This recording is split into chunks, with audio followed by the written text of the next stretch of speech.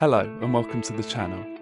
Now if you've been subscribed to me for a little while, you might have seen a video I posted a few weeks ago talking about how relevant physical music is today. If you're not already subscribed, then you know what to do. But in that video we talked about physical music formats now and going into the future. But that got me thinking and doing a little bit of research looking back into the past. So today we're going to be talking about the history of physical music formats. So to start, we've got to go all the way back to when music first became available on demand. What I mean by that is when you didn't have to pay a group of musicians to come and play for you whenever you wanted to hear music. And that would be around 1805, with inventions such as the panharmonicon, which was a mechanical organ which could be programmed to play itself.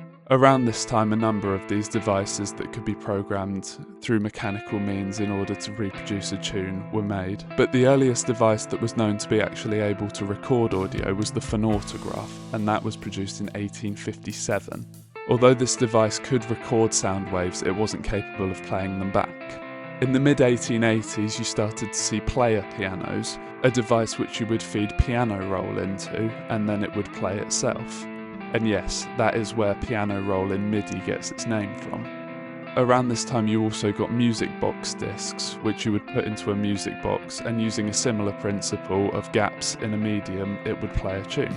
In the late 1880s we would see the first true way of recording music, or audio, and being able to play it back. That being the wax phonograph cylinder. This was designed by Thomas Edison and his team for playing on a phonograph. So these would work by engraving the audio signal onto the cylinder. You would then use a needle in the engraved grooves and that would play the audio back. This is a principle that we'll definitely see again in this video and went on to be used on discs and is still used for vinyl today.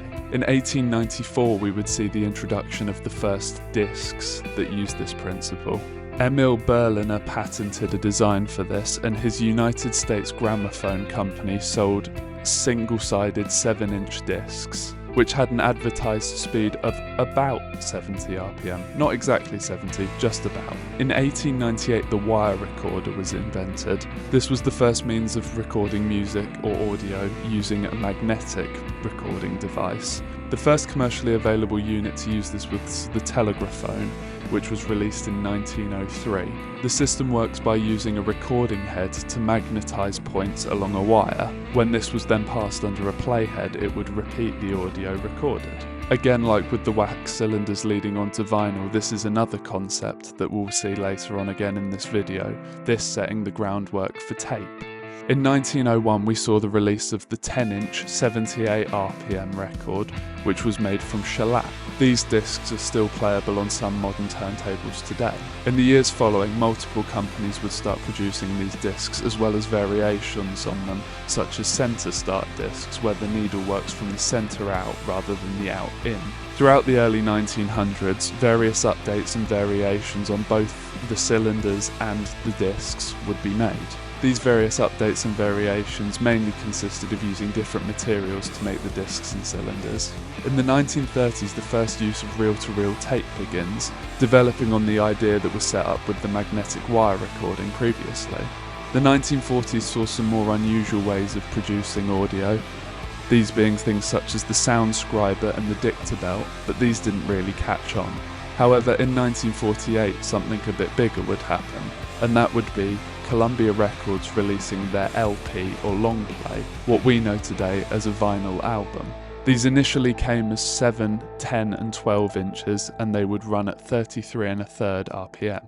The first ever LP pressed was Mendelssohn's Violin Concerto in E minor, performed by violinist Milstein and the New York Philharmonic Symphony Orchestra. In the following year, in 1949, RCA would release the 7-inch 45 RPM, what we know today as a single or an EP. For the next few decades, vinyl would be the dominant form of music. However, during this time, advances were being made on tape, eventually leading to the introduction of the compact cassette tape, as well as 4-track tape, also known as the Muntz stereo pack, being released in 1962.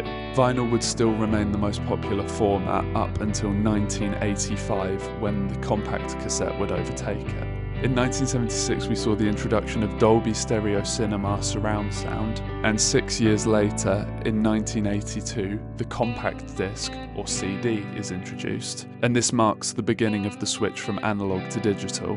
The CD is a digital optical storage device which uses lasers to read data from the disc, which has digital files stored on it. They typically provide 74 minutes of audio storage, which is longer than the 30 to 60 minutes you get on a cassette tape and the around 50 minutes that you get from both sides of an LP.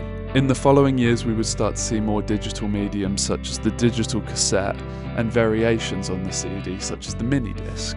Cassette would remain the most popular format from 1985 up until 1992 when CD takes over. The late 90s and early 2000s would see a boom in the different sorts of audio files being introduced. It would be around this time as well that digital stores such as iTunes would start to pop up. And in 2008, the biggest of the streaming services, Spotify, would begin. And with the advent of streaming, that brings us to the end of this video. I hope you found this one interesting, and be sure to check out my video talking about the relevancy of physical formats today. As always, thank you for watching, and I'll see you next time.